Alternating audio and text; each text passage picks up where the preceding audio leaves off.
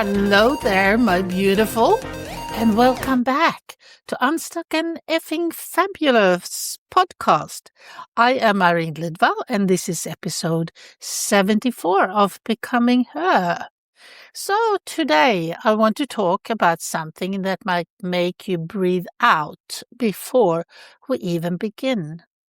What if you're not one more routine away from finally feeling good?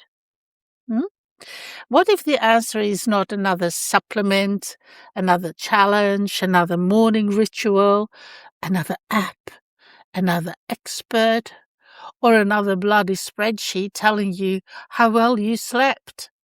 Or if the thing you are missing is not more discipline? What if it's leisure?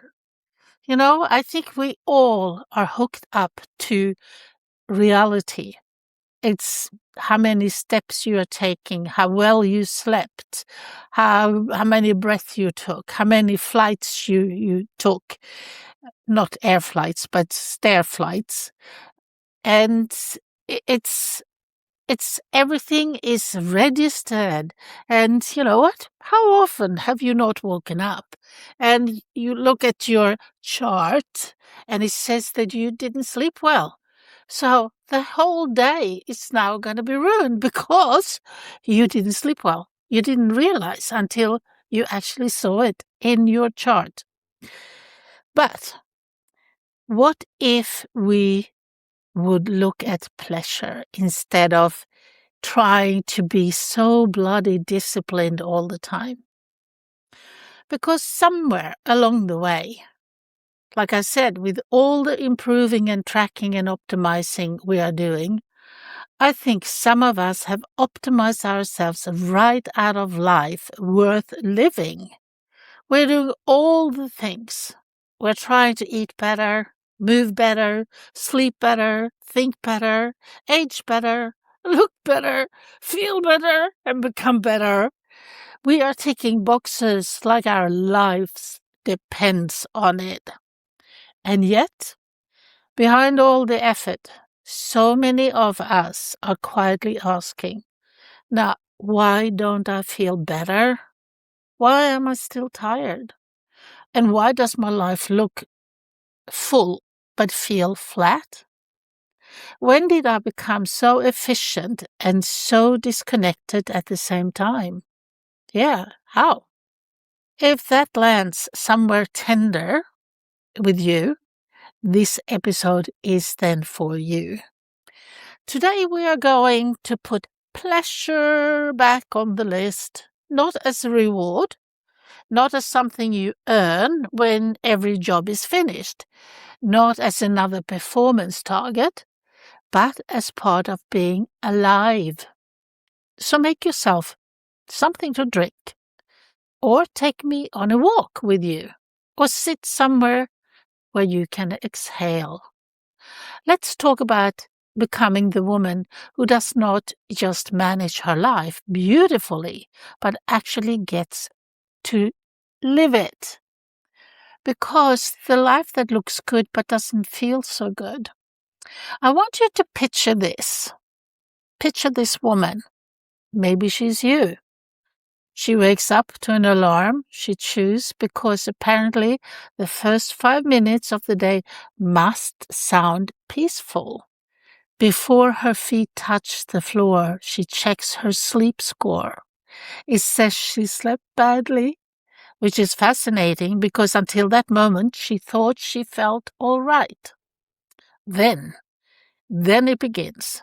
Water, supplements, protein, steps, stretching, skincare, and gratitude, breath work, and maybe a cold shower if she is feeling especially committed to becoming a superior human before 7 in the morning. Okay? Then she packs lunches, answers messages, remembers birthdays, checks on everyone, works, organizes, plans, buys the right groceries, and tries not to lose her mind when somebody asks her, where the things is, that is exactly where it has always been. Because she's capable, she's reliable, she's strong. She is doing life well. Or at least, that is how it looks. But she can't remember the last time she laughed until her stomach hurt. She cannot remember the last time she sat in the sun without using the time to replay some messages or replied to messages. She reads 2 pages of a book and feels guilty because there is washing to fold. She goes out for lunch and checks the clock before the main course arrives. Do you recognize yourself? Even rest has become a task she's trying to do correctly. Well, does this sound familiar to you?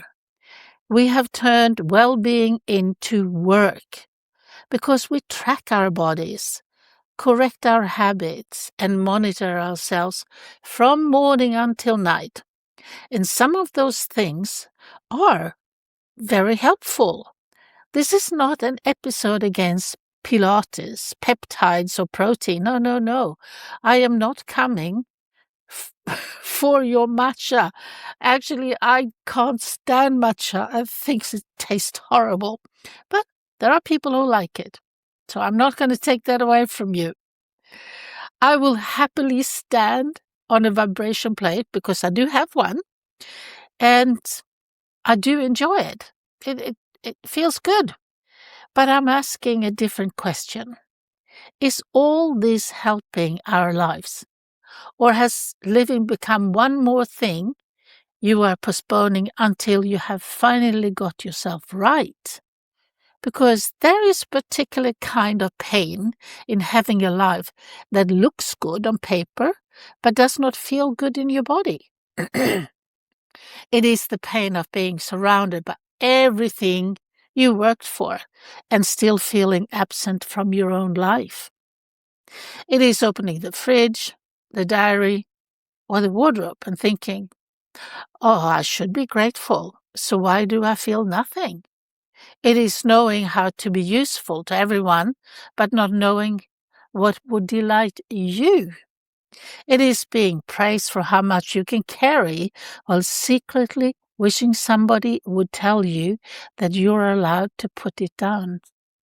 And perhaps the deepest pain of all is wondering whether this is simply what life becomes: efficient, responsible, sensible, and, unfortunately, a little beige. No, darling, this is not all there is. Because when pleasure fell off the protocol, what happened? Because at some point, pleasure did fall off the protocol. Long lunches that drift into the afternoon are not on the wellness plan. Great sex is rarely on the habit tracker. Curling up with a book until your tea goes cold does not earn a badge. Sleeping in with no alarm and no guilt does not create an impressive before and after photo, does it? And putzing around the house with nowhere to be, wandering through a market, buying flowers just because they're beautiful, dancing in the kitchen for an audience of nobody. None of it seems to count. And why not? Ah, I just remembered. Tomorrow is the daffodil day. So why don't you go out and buy yourself some daffodils or dress in yellow? So, why did we decide that caring for ourselves only counts when it is disciplined, measurable, and slightly uncomfortable? Do we like punishment? Why can a cold plunge be called self-care, but a warm croissant in the sun has to be called a cheat? And why is pushing ourselves noble, while enjoying ourselves feels indulgent? Hey, have you thought about that? I think many of us were taught, directly or indirectly, that pleasure must be earned. Finish your work. Take care of everyone else first. Get the body first, lose the weight first, fix the house first, clear the inbox first, reach the goal first, then you can relax. But the work is never finished, is it?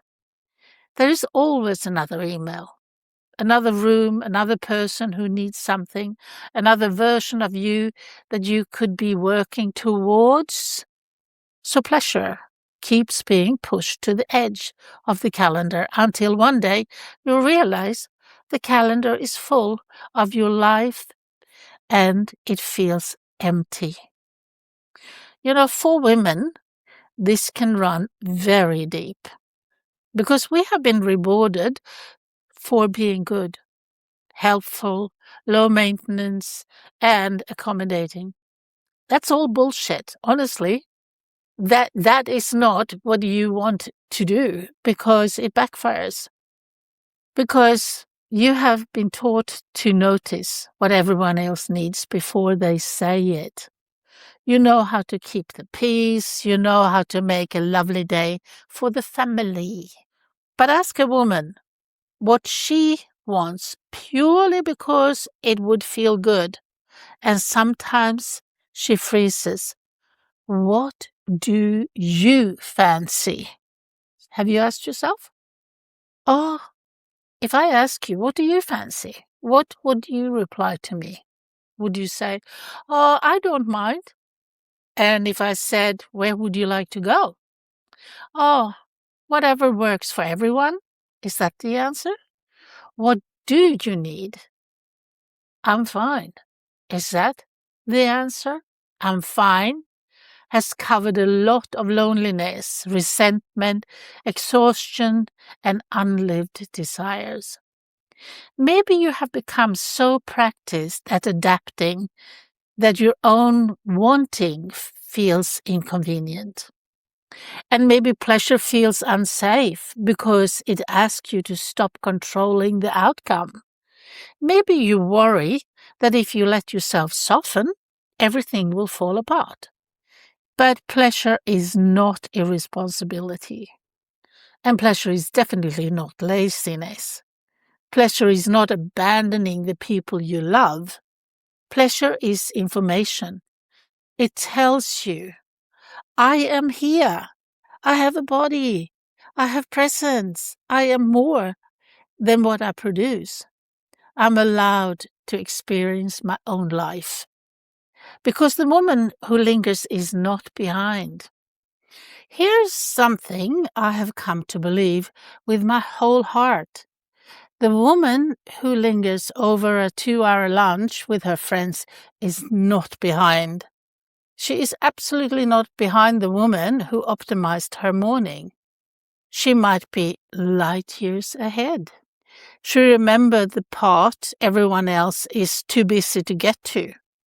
The living part. They do live in Italy and in Spain and in Greece because there they remember the part everyone else is too busy to get to, the living part. Because we have created this strange idea there is a race and the most disciplined woman, she wins. She wakes up early. She has the best routine. She never misses a workout. Her fridge is organized and her skin glows. And she has boundaries.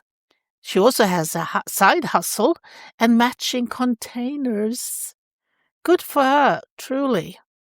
But if she cannot enjoy a meal without calculating it, sit still without guilt, receive love without suspicion, or take an afternoon for no productive reason at all, is she free? I say yes. That is the question beneath today's episode. Not, are your habits good? But are you free? Can you choose the healthy meal because it feels nourishing and choose dessert because it feels delicious? Can you move your body because it brings you home to yourself, not because you are punishing yourself for having put on some weight? Can you care about your future without treating the woman you are today like a renovation project. I know it's hard, but can you let a moment be worthwhile even when it produces absolutely nothing? Nothing. Nothing more than pleasure. The point was never to have a perfect life. The point was to enjoy it. And I know that sounds really simple, but a woman who has spent decades proving her worth through effort, enjoyment can be radical, and receiving can be radical, and doing less. Saying, I want this, can be very radical for some people. And letting yourself be happy before everything is sorted can be extremely radical and confronting. So this is not about escaping your responsibilities. No, no, no, no, no. It's about refusing to make responsibility your entire identity. You can have discipline and decadence altogether. You can care for your health and enjoy the bloody dinner or a bloody Mary, and you can go to Pilates and stay for champagne. You can want to grow and still adore the woman you are right now. Becoming her is not about replacing yourself with a better model. It's about returning to the parts of yourself you had to abandon in order to be everything to everyone, right? So, why pleasure can feel so uncomfortable? Now, if you're listening and thinking, well, Irene, this sounds lovely, but the minute I stop, I feel guilty. I want you to know it makes sense. Guilt does not always mean you are doing something wrong. Sometimes guilt is simply the feeling of breaking an old rule. The rule might be rest must be earned, or good women put themselves last, or if I'm not needed, I am not valuable. Boo, that's a big one. And my body is something to manage, not something to enjoy. With or without him, right? And the rule might be fun is for later, when you have more time, right? So when you take the afternoon off, order what you actually want, decline an invitation, ask for more, or lie down before you are exhausted. Your nervous system may sound the alarm. Lazy, selfish, wasteful, too much. Oh, those words. Where are they? Where are they coming from? They're in your head. Nobody else is saying that to you. And those words can arrive so quickly. Bam! And all of that comes tumbling down. But they are not necessarily the truth, are they? They may be the echoes from a life in which your safety, belonging, or praise depending on being useful. There's also grief in pleasure. I know we do not talk about that enough. When you finally experience ease, you may feel the ache of how long you lived without it. A beautiful afternoon can remind you of years spent rushing. Being cherished can reveal how accustomed you become to crumbs. A quiet room can make you realize how noisy your life has been. So if pleasure makes you emotional, you're not doing it wrong. Sometimes joy opens the same door as grief. So why don't we let both come through?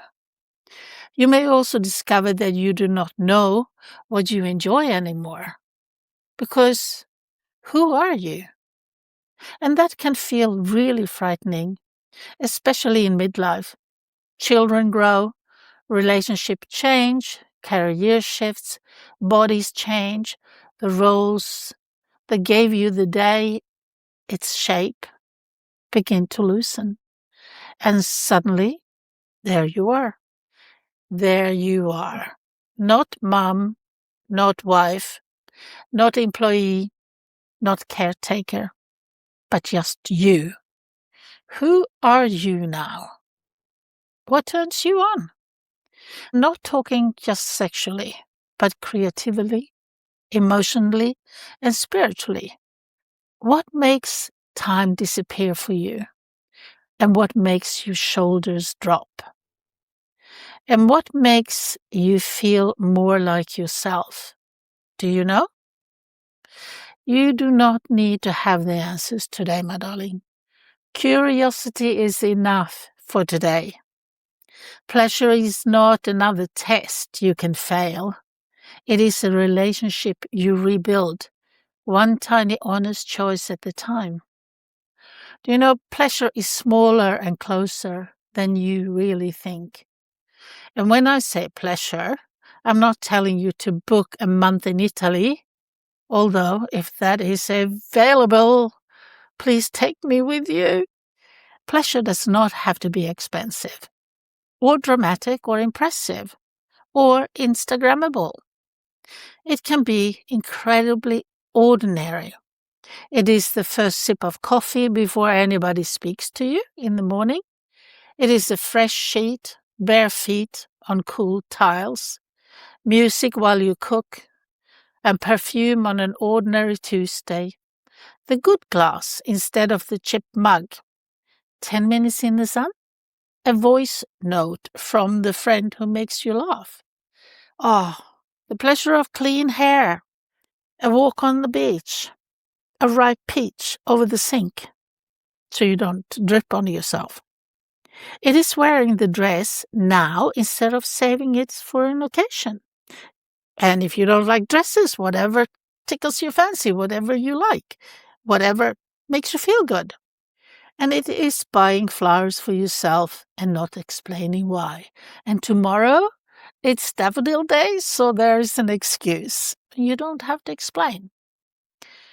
And it is saying no without writing a legal submission to defend it. No, my darling, it is actually the small things like putting your phone in another room and letting the world survive without access to you for half an hour. It is letting a song finish before you get out of the car, which I do. I love doing that. And it is asking your body, what would feel kind right now? And staying long enough to hear the answer. These moments matter because pleasure brings you into the present. Optimization is often about a future self, the woman you will become when you are fitter, calmer, thinner, wealthier, healed, or more organized, blah, blah, blah, blah, blah. But, my darling, pleasure says, this moment is part of my life too. Not later, not when I have earned it, but now. And that is powerful, because your life is not waiting at the end of your to-do list. Your life is happening while you write the list. Remember that. Just imagine how different your week might feel if, instead of asking only, what do I need to get done? You also asked, what would make this week feel delicious? Not perfect, but delicious. Maybe it is lunch outside. Maybe it is going to bed early with a novel. Maybe it is flirting with your partner instead of discussing logistics. Maybe it is swimming, painting, gardening, baking, dancing, or doing absolutely nothing for 20 minutes. The answer does not have to make sense to anybody else but you. It just has to make you feel a little bit more alive. A new protocol, 5 permissions. So let's make this practical. Not because pleasure needs to become another project, but because sometimes we need permission to interrupt our own pattern. Here are 5 permissions I want to offer you this week. Here we go. Permission 1. Let pleasure be pointless. You do not need to turn your walk into a step goal. You do not need to make your hobby into a business. And you certainly don't need to read the book because it will improve you. You do not need to document the sunset. Let something exist only because you enjoy it. The world will try to turn every joy into content, income, progress, or proof. Protect one thing from becoming useful. And what would that be? It's up to you, isn't it? And this is permission number 2. Stop waiting until everyone else is happy. Stuff that, eh? If your pleasure depends on nobody being disappointed, you might just as well wait forever. Someone may prefer that you stay available. Someone may not understand why you need the time. Someone may call your boundaries selfish because you lack of convenience all of a sudden to them. But my darling, you are allowed to disappoint someone and still be a loving woman. You are allowed to choose the restaurant sometimes, or to close the door. And you are allowed to say, I'm not free then, even if you are not doing anything but resting. Your own company is legitimate. It's a commitment to you, and that is legitimate. So here is permission number 3. Why not include your body in the conversation? So many of us live from the neck up. We tell the body what time to wake, what to eat, how to look, and how hard to work. Then we wonder why we feel disconnected from our body. So why don't we ask something different? Instead of being commanding, you could be nice to yourself and say, do I really want warmth, or do I prefer coolness, movement or stillness, quiet or music, company or solitude, something fresh or something comforted, a stretch or a nap, touch or space? Do you know what? It will be different every day and every moment. So it doesn't have to be the same all the time, because you will not always be able to give your body exactly what it is asking for, because life is real. But listening changes the relationship you have with your body. And your body stops being a problem to solve and become a home you can return to. How about that? So here's permission number 4. Choose enough. Optimization always moves the finish line.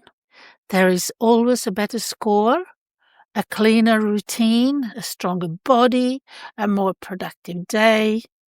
Enough is a door out of the race.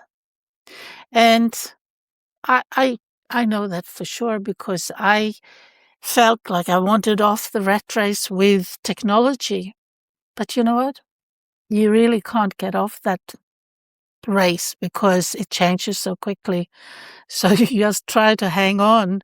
But when it comes to you and your body, pushing yourself until you croak is not nice. It's not nice to you, because what you're doing every day can be enough. Today's work can be enough. Your home can be clean enough. Your body can be worthy now. You can be a good woman without being an exhausted one. Enough creates space, and pleasure needs space, right? So here is the permission number 5. Put joy in the diary before the diary fills itself. Please, please, please do not leave pleasure to chance. Not because you're making it another task, but because urgent things are greedy. They will take every space you give them. Choose one small thing this week and protect it. A slow breakfast, a walk by the water, a bath, a long, wonderful conversation with your girlfriend on the phone, or sit down and read your book for an hour. A lunch that has no agenda and no end time. I used to love my 4-hour lunches and a lot of laughter and giggle and wine. So write it down. Then honor it with the same seriousness you would give an appointment for somebody else. Not because joy is serious, because you are serious about joy. So here's a moment of reflection, and I want to slow down here and ask you a few questions. If you can, close your eyes. If you're driving, please keep them very much open. Just soften your shoulders and take a breath. So, where in your life have you mistaken pressure for progress? Where are you doing? No, what are you doing? Because it genuinely supports you. And what are you doing because you are afraid to stop? I'll say that again. What are you doing because it genuinely supports you? And what are you doing because you are afraid to stop? When did you last do something that had no outcome, no audience, and no purpose beyond enjoyment? And what pleasure have you been postponing until you are thinner, richer, less busy, more confident, more healed, or more deserving? And what would become possible if you stop making joy wait? You might want to come back to these questions later with the journal, but do not turn that into homework that you can fail. An honest answer from you is enough. Maybe the answer is, I miss my friends. Maybe it is, I want to feel desirable again. Maybe it is, I'm so tired of being responsible. Or, I cannot remember what I like. Whatever comes up, my darling, meet it with tenderness, please. This is not evidence that you have failed at life. It is evidence that a part of you is ready to come back. The woman you are becoming is not asking you to push harder. She may be asking you to soften enough to hear her. So becoming her, we talk a lot on this podcast about becoming her. And it would be easy to make her another idolized woman in the distance. More confident, more successful, more disciplined, more put together. A woman with no cellulite, no doubt, and a perfect labeled pantry. But that is not the woman I mean. The woman I mean, she is present. She knows that life is not a rehearsal for the day. She finally gets everything right. She knows her worth does not rise and fall with her productivity. She knows that joy is not a distraction from work, because joy is part of why the work matters. She does not wait for permission to inhabit her own life. She can be ambitious without abandoning herself. She can be caring without disappearing.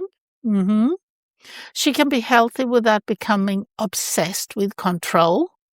And she can age without treating every sign of living as a defect. She can want more and still feel the sun on her face today. That woman is not somewhere outside of you. She appears every time you choose what is true over what looks good. Every time you honor a desire. Every time you rest before collapse. And every time you laugh loudly. Say no cleanly. No. Receive fully or stop apologizing for taking up room, because you are worth it. Every small pleasure says, I am not waiting to begin my life. And perhaps that is the most unstuck and friggin' fabulous thing you can do. So beautiful. Here is your invitation for the week. Choose one pleasure to do this week. And choose one pleasure that does not improve you, but it will improve your mood. And one thing that will not make you more productive, more impressive, or more acceptable. Choose it simply because it makes your life feel like yours. Then I want you to notice what will get in the way. Is it the guilt? Excuses? The voice that says, you do not have to fight. Yes, you do.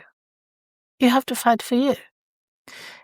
But if the voice says, you can do this later, just smile and say, thank you, darling, but I'm living now. Because maybe the most radical wellness practice available to you is not another supplement, another plunge, or another plan. Maybe it's a long lunch with no agenda, a book you cannot put down, a nap you did not earn, a conversation that runs late, a night that goes nowhere on purpose, but you're laughing and having a good time. Maybe pleasure is not what you do after you've taken care of yourself. Maybe pleasure is how you take care of yourself. Maybe pleasure is the protocol. So, my darling, if this episode spoke to you, send it to a woman who has become brilliant at managing life, but may need a reminder to live it.